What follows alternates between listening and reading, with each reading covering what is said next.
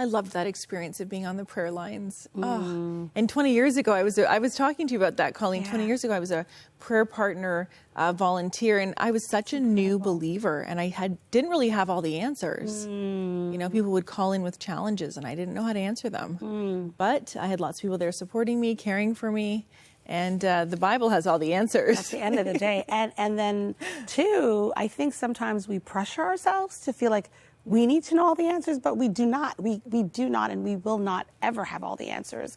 And sometimes God just wants us to have a curious heart that is like, Lord, I don't know. And I just lay it at your feet. Yeah. That's so good. And right now we want to do a quick catch up with you, Colleen, talking about the work you're doing in the mental health arena and mental health and faith, which you often connect in your psychotherapy work.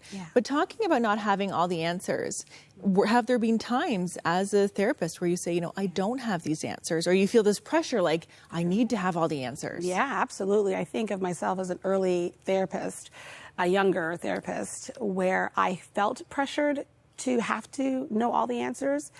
But that's just, not really what your clients even need. Your clients need you to speak to the fact that you have to remain curious in life.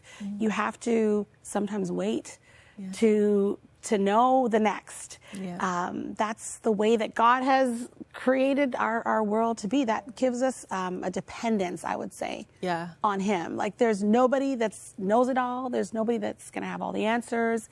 He is the holder of all of that. I love that. It's good.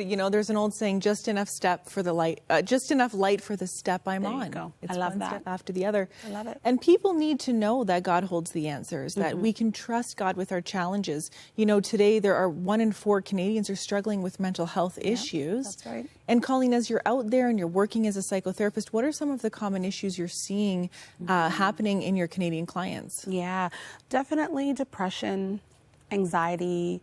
For me, I see a lot of clients that come to me with issues around self-worth, self-image, confidence, just overwhelm sometimes with just the heaviness of life and needing a space to kind of sort through a lot of that. Yeah. That makes a lot of sense. And I think sometimes too, as we sort through what we're going through, there are seasons when we have to check in with ourselves and say, maybe I need some support. That's right. Some counseling. What are some signs, do you think, that somebody could look for in their life when they might need to seek some Christian counseling? So, this idea of looking at how you're doing, and that's the first part, actually paying attention to how you're doing, being honest with yourself. Think about sleep, think about your appetite, think about your behavior, your thoughts, your mood, your willingness to connect in life. If you notice that you are doing exceptionally low in any of those areas for a window of 2 weeks or more, you need to talk to somebody. Okay. You need to speak to somebody about that.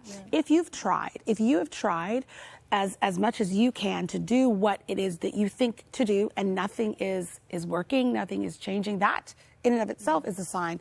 Talk to somebody. Speak to your family doctor first and see if they can do an assessment with you, and then refer you on to a practitioner that can support you. That's so helpful.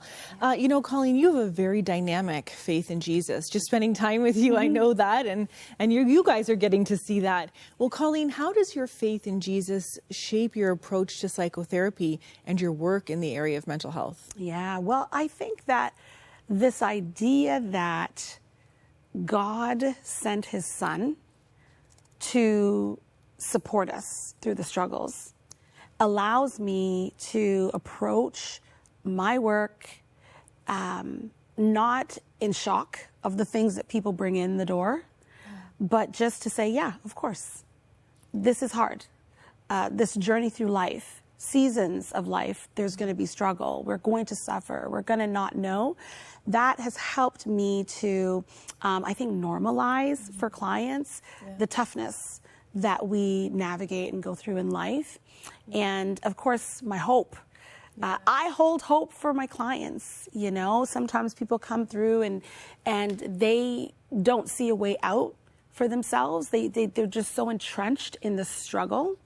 And so it's really important as a practitioner to be able to help to shine light in an area where they maybe are not noticing. They forget that this is not the way it will be always.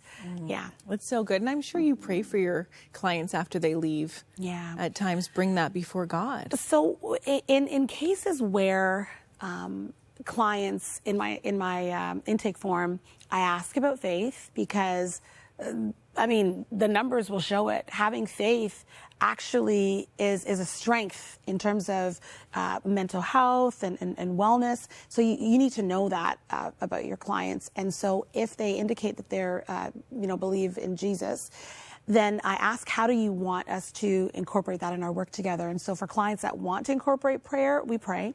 For clients that want to incorporate biblical truth, then we do that. But personally, in my private time, I am praying that God's will would be done in the lives of whoever he brings across my path. Oh, it's so good. Well, Colleen, I'm so thankful for the work you do and for the light that shines through you.